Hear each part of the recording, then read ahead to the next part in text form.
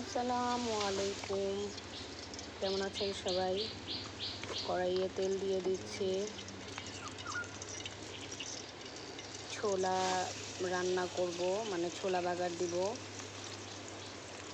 চলেন দেখা যাক আমি কিভাবে মানে রান্না করি। পেঁয়াজ আর কাঁচামরিচ দিয়ে দিলাম।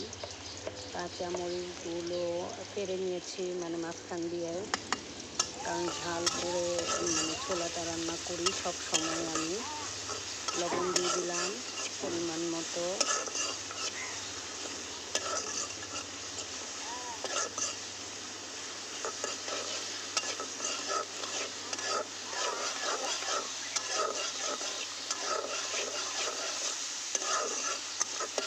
পেঁয়াজটা একটু মানে নেড়ে চেড়ে ভালো মতো বাদামি বাদামি হয়ে আসবে।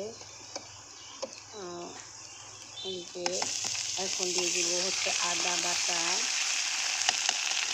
পেঁয়াজটা একটু নরম নরম হয়ে আসলে দিয়ে দিতে হবে আদা বাটা। সামান্য পরিমাণ পানি দিয়ে দিলাম, কারণ লেগে যাচ্ছিল, পড়ে যাচ্ছিল পেঁয়াজটা। দেখেন আগুনের তাপমাত্রা কত বেশি, মানে আগুন ভালোভাবে আর কি আস্তা ধরে গেছে এখন সম্পূর্ণরূপে। আর একটু আদা দিয়ে দিলাম, আদা মনে হচ্ছিল কম হয়েছে। এখন দিয়ে দিব মশলা, হলুদ মরিচের গুঁড়ো,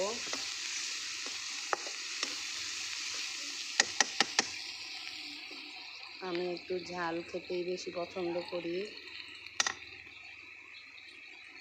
ছোলাটা আমাকে ডাক্তার মানে বিকেলবেলা, মানে সবার জন্য ছোলাটা ভালো। আমার শাশুড়ি আবার চিনি মটরশুঁটি আর কি দিয়ে গিয়েছিল, আমিও এবার সংরক্ষণ করেছিলাম। আর আমার মানে ওনারাও সংরক্ষণ করেছিল আমার ননদের জন্য, কিন্তু ওরা আসবে না বলে বলতেছে যে বাচ্চারা নাকি খেতে চায় না।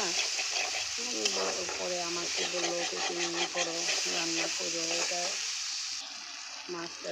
পরে ভাবলাম যে চিনি মটরের সাথে মটরশুঁটি এবং ছোলা দুইটাই আজকে বাগার ডিম দিয়ে খাবো দেখি।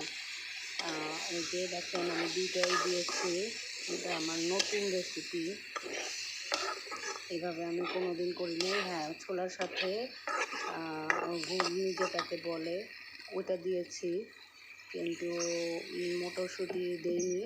এই ফার্স্ট ট্রাই করলাম, মানে খারাপ লাগবে না আশা করতেছি, ভালোই লাগবে মুড়ি দিয়ে খেতে।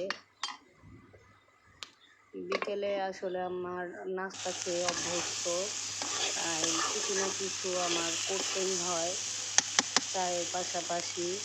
চা তো ওটা থাকবেই, কিন্তু চায়ের পাশাপাশিও কিছু করতে হয়। আমি দেখে নিচ্ছিলাম যে আলুটা গলেছে কিনা, এখনও হয়নি, আলুটাই হয়নি, আর একটু আঁচ করতে হবে। সবাই ভালো থাকবেন। আসসালামু আলাইকুম।